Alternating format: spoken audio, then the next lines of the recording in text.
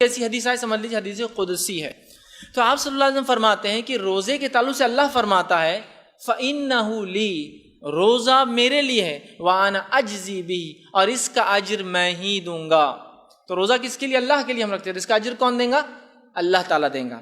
اب آئیے اس بات کو تھوڑا سا سمجھنے کی کوشش کرتے ہیں۔ فار ایگزامپل، مثال کے طور پر سمجھ لیجئے میں اس شہر کا ایک مالدار انسان ہوں، اور میں آپ سے کہتا ہوں کہ اگر میرے ایک کام کے لیے آپ وسیلہ بن جائے، میرا کام کر دیں تو میں کچھ دوں گا، تو آپ آٹومیٹیکلی میرے اسٹیٹس کے اعتبار سے ایکسپیکٹیشن آپ کی ہوتی ہے، یار ان کا اسٹیٹس یہ ہے تو کم از کم اتنا تو ایک آدھ کچھ ہینڈ سیٹ وغیرہ تو مل ہی جانا چاہیے، ایک آدھ فلاں اسٹیٹس اور ہے تو ایک آدھ ٹو ویلر کا تو ایکسپیکٹیشن ہو سکتی ہے کہ اگر یہ کام ان کا ہو جائے تو ہوتا ہے نا۔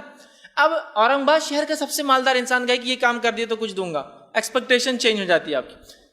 مہاراشٹر کا سب سے مالدار انسان کہے کہ آپ کو کچھ دوں گا، ایک کام کیا، ایکسپیکٹیشن بڑھ جاتی ہے۔ انڈیا کا سب سے مالدار انسان کہے کچھ دوں گا، دنیا کا سب سے مالدار انسان کہے کچھ دوں گا، تو ایکسپیکٹیشن کتنی ہائی ہوتی ہے نا۔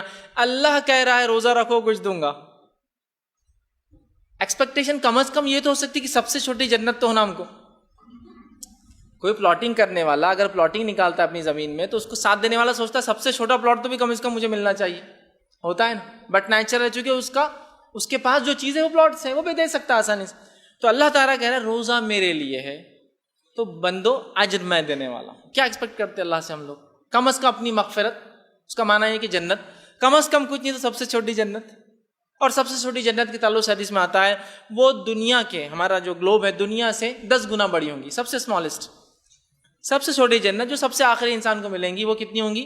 دنیا سے 10 گنا بڑی، 10 ٹائمز اس سے بڑی۔ سب سے اسمالسٹ ہے، یاد رکھیے، بڑے بڑے کتنے ہوں گے اس کا اندازہ نہیں لگا سکتے ہم لوگ، ٹھیک۔ تو بہرحال کم از کم یہ تو امید ہے گناہ گار بندہ کر سکتا ہے، اللہ مغفرت تو مل جائیں گے، چونکہ آپ نے کہا فَإِنَّهُ لِي، روزہ آپ کے لیے تھا تو میں نے رکھ کے آیا، اب اس کا اجر مجھے دیجیے۔ تو کیا ایکسپیکٹیشن؟ یہ ہماری مغفرت کر دے، جنت دے، جنت میں اعلیٰ سے اعلیٰ مقام دے، کچھ نہ تو گناہ گار بندہ یہ تو تصور سب سے چھوٹی جنت تو ملیں گی۔ تو گویا اللہ کہہ رہا یہ میرے لیے ہے، میں اس کا اجر دینے والا ہوں، لیکن حدیث میں کنڈیشن آتی ہے۔ کیا کنڈیشن ہے سنیے، میں اس کا جزا دوں گا۔ روزہ آنکھ سے ڈھال ہے، لہٰذا جس روز تم روزے سے ہو فحش گوئی مت کرنا۔ کنڈیشنل ہے تھوڑا سا، کس کو مغفرت ملیں گی؟ کنڈیشن فرسٹ، فحش گوئی نہ کرے، گندی بات نہ کرے۔ آگے فرمایا بیہودہ کلامی نہ کرے۔ آگے فرمایا اگر کوئی گالی گلوچ کرے، لڑنے آئے تو کہہ دے میں روزے سے ہوں، میں یہ کام نہیں کر سکتا، لیکن اس کا ہرگز معنی نہیں ہے کہ افطار کے بعد ملو، تو وہ ہو جائے گا کہ نہیں فیض بھائی نے بولے اب بات تو سمجھ میں آ گئی، افطار کے بعد ملو آپ میرے کو، پھر باقی پورے جمع کر کے لکھ کے رکھتی ہوں اور پھر بتاؤں گی کیا اس کا بدلہ ہے، نہیں ہونا چاہیے۔ تو افطار میں جب انسان روزے کی حالت میں کہہ رہا ابھی نہیں، اس کا مطلب میں نہیں لڑنا چاہتا ہوں، یہ ٹریننگ ہے میری اور میں یہ کام نہیں کر سکتا ہوں۔ تو وہ کہہ دے اشارے سے کہ میں روزے کی حالت میں ہوں۔ پھر فرمایا اور کہا روزے دار جو ہے، اور آپ نے فرمایا اس ذات کی قسم جس کے ہاتھ میں محمد صلی اللہ علیہ وسلم کی جان ہے، روزے دار کی منہ کی ریح ہوا اللہ تعالیٰ کو مشک کی خوشبو سے زیادہ پسند ہے۔ روزے دار کے لیے 2 خوشیاں ہیں جس سے وہ خوشی حاصل کریں گا، ایک روزہ رکھنے کے بعد افطار کی خوشی، دوسرا جب رب سے ملیں گا تو اس کے اجر کی خوشی۔